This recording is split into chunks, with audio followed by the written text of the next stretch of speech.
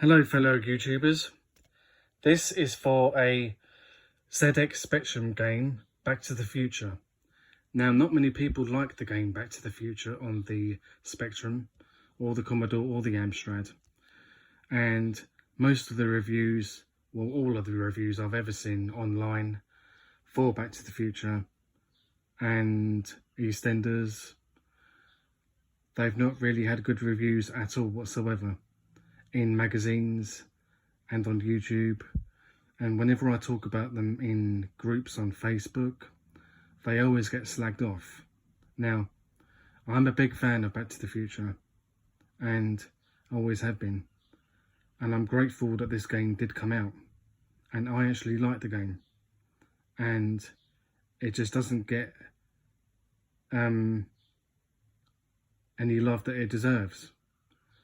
And I've got a Sinclair user magazine here, a review about it, the only review I've ever seen in a magazine, and I wanted to show it to you and read it all to you, and then I will come back.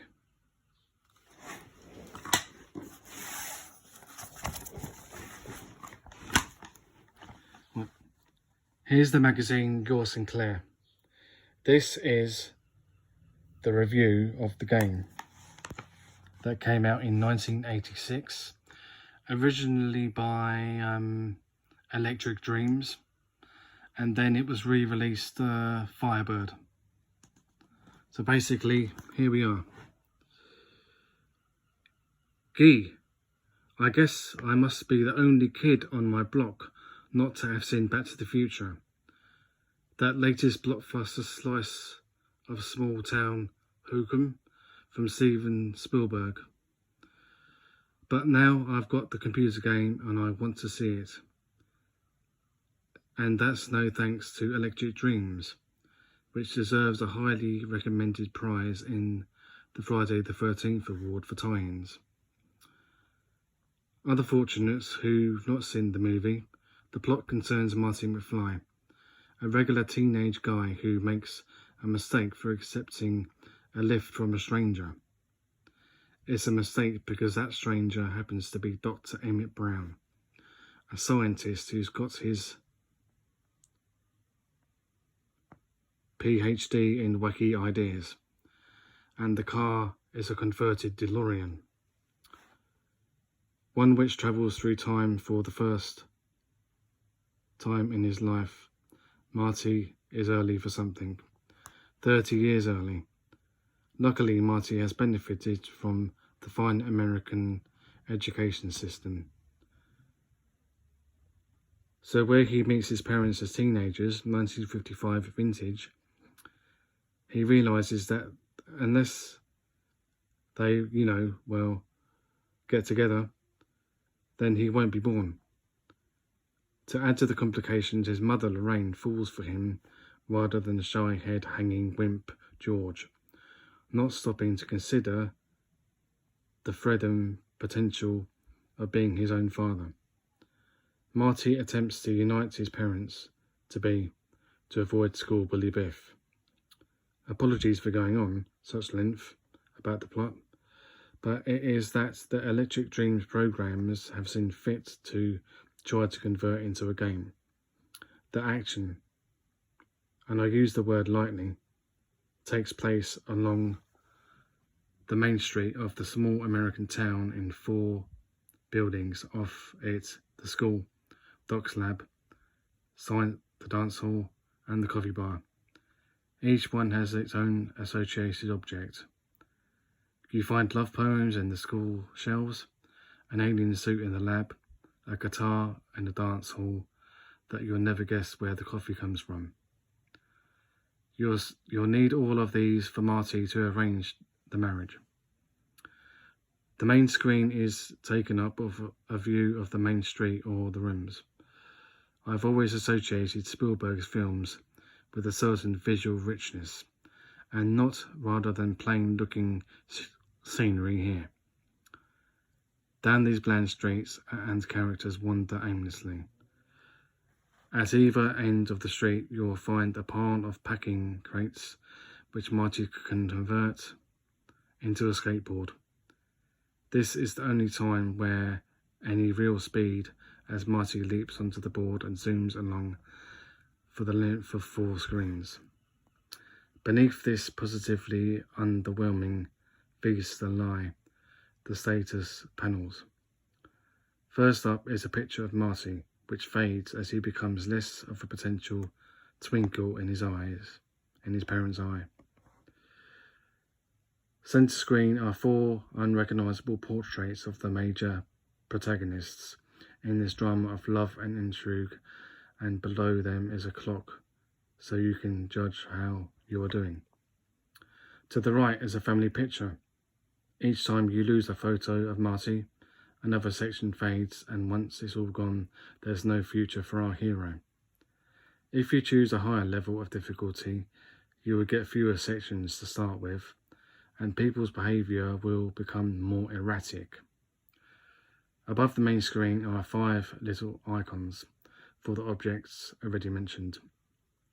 When Marty passes the location of one icon turns yellow, it's just as well because part of the guitar and alien suit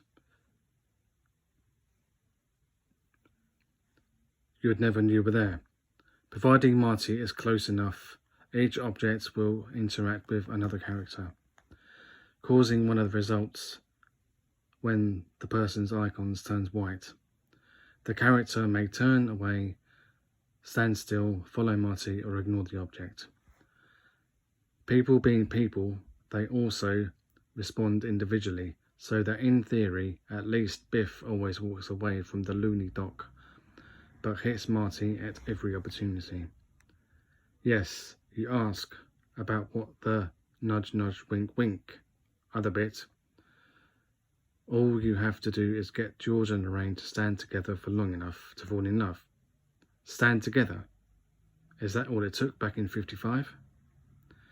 You do this by exploiting the effects of the objects, just as in the film, when Marty dresses up in the alien suit to scare George into going to the dance with Lorraine. Of course, it's not easy with everyone wandering about, living their own lives. And I think if all the future held for me was games like this, I prefer not to be born, thank you. I'm sure the game is playable as a sort of frustrating puzzle, if you want to persist. The main problem is that apart from the opening rock and roll theme and the reproduction of the poster on the packaging, it's so unappetizingly presented that I can't see why anybody would want to persist. The stick figures may be slightly better than those in Friday the 13th, but at heart this shows all the same failings of the gameplay and lack of sophistication.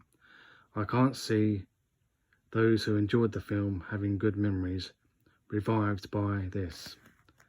Back to the Future. Back to the ZX81 more like. Publisher Electric Dreams, Programmer Martin Walker, price $9.95, memory 48K, joystick Kempston. Here is a screenshot. It says, got 'em together at last in the library of all places. Here it says, outside the coffee shop, with a photo of Marty fading away, and there's Biff goose stepping in from the left. Here's another one outside the school. It says, it's the start of the game, and Marty's picture is almost there, but Doc's already leaving. Now, if we go back here, it says about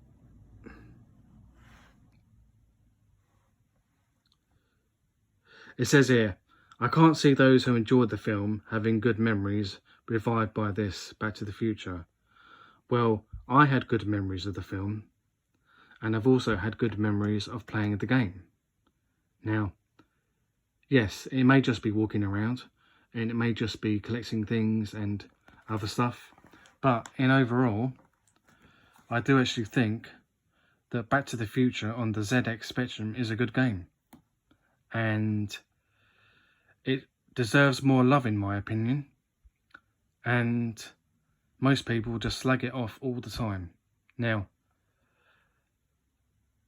if you could just appreciate the game for what the game is, and not for what it wasn't, and I'm saying that in a good way because I'm appreciating it for what it is, and I'm appreciating it in a good way. Okay? So, I do enjoy it, and I do like this game, and I will be doing another one of these on EastEnders for the ZX Spectrum as well, because that game is apparently the worst game of all time on the ZX Spectrum. Also, I like that game, and I like EastEnders, and I appreciate that game also for what it is. And also, I will be doing another one at some point on Street Fighter 1 on the ZX Spectrum as well. Now, you may think that I like crap games and games that didn't go well or whatnot, but in my opinion, there has to be someone that likes them, and that person is me. So, I do like these games, and I wanted to buy this magazine as well, because it's the only review of Back to the Future. So, and I will be doing a video of me playing Back to the Future as well, and it will have a soundtrack to it as well, to have that Back to the Future experience. And the same with EastEnders as well. Now,